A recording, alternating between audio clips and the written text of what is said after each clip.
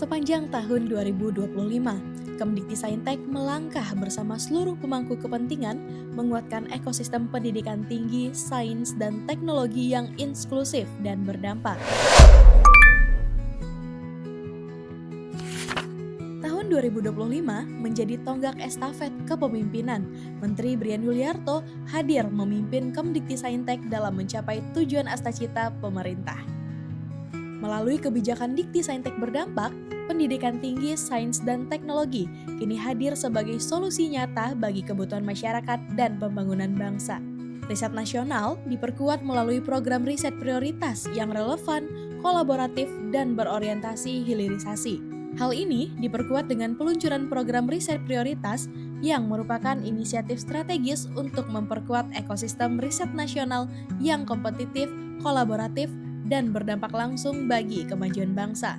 Dari laboratorium hingga masyarakat, ilmu pengetahuan didorong untuk memberi manfaat langsung bagi kemandirian dan daya saing Indonesia. Pembangunan sumber daya manusia unggul dan pemerataan akses pendidikan diwujudkan dengan program Hasil Terbaik Cepat Sekolah Garuda, yang kemudian menjadi arah dari Presiden Republik Indonesia. Akses pendidikan adalah hak anak bangsa.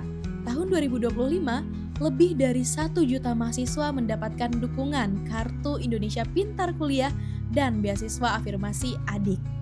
Membuka jalan pemerataan pendidikan tinggi hingga ke seluruh pelosok Indonesia, hingga ke wilayah tertinggal, terdepan, dan terluar.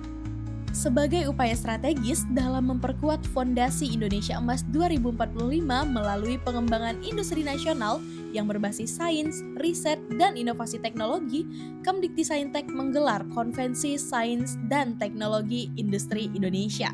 Dengan tema Sains dan Teknologi untuk Pertumbuhan dan Pemerataan Ekonomi, KSTI 2025 menjadi wadah kolaboratif dunia akademik, industri, pemerintah, media, dan masyarakat untuk mempercepat transformasi ekonomi Indonesia menjadi industri bernilai tambah tinggi. Guna meningkatkan motivasi dan profesionalisme dosen, tahun 2025 Kemdiktisaintek telah mencairkan dana tunjangan kinerja untuk dosen. Tunjangan kinerja ini adalah bentuk nyata penghargaan negara terhadap peran sentral dosen sebagai pendidik profesional dan ilmuwan. Tahun 2025, Kemdiktisaintek menggelar Konferensi Puncak Pendidikan Tinggi Indonesia (KPPTI) atau Indonesia Higher Education Summit 2025 dengan mengusung tema Kampus Berdampak, Konsolidasi dan Penguatan Ekosistem Pendidikan Tinggi Menuju Indonesia Emas 2045. Konferensi ini menjadi ruang konsolidasi untuk menyatukan langkah dan arah pengembangan pendidikan tinggi di Indonesia untuk menciptakan generasi pemimpin muda Indonesia yang berintegritas, adaptif, visioner, serta berdaya saing tinggi. Kemdiktisaintek menggelar program Indonesia Future Leaders Camp 2025. FLC menjadi ruang bagi mahasiswa untuk memaknai kembali arti kepemimpinan di era yang serba cepat dan digital. FLC telah dilaksanakan di 5 wilayah yang mewakili Indonesia dari Sabang hingga Merauke. Kemdiktisaintek bergerak cepat merespon tanggap darurat bencana, yaitu bencana banjir dan longsor yang menimpa Aceh, Sumatera Barat, dan Sumatera Utara, dengan mengkonsolidasikan 28 perguruan tinggi posko dan 11 perguruan tinggi pendukung dalam program pengabdian kepada masyarakat tanggap darurat bencana.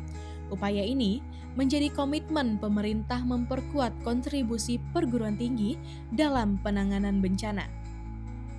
Akhir tahun 2025, Menteri Pendidikan Tinggi, Sains, dan Teknologi menandatangani Peraturan Menteri Nomor 52 Tahun 2025 tentang profesi, karir, dan penghasilan dosen. Peraturan ini menjadi kado akhir tahun yang telah lama dinantikan oleh para dosen di Indonesia. Peraturan ini memberikan kepastian hukum atas profesi, karir, dan penghasilan dosen. Untuk itu, dosen diharapkan dapat lebih fokus menjalankan tridharma perguruan tinggi tanpa terganggu persoalan administratif. 1 tahun penuh dedikasi, berkarya untuk negeri. Bersama Kemdiktisaintek, melangkah menuju Indonesia yang lebih maju, mewujudkan ekosistem pendidikan tinggi, sains, dan teknologi yang inklusif dan merata. Diktisaintek berdampak.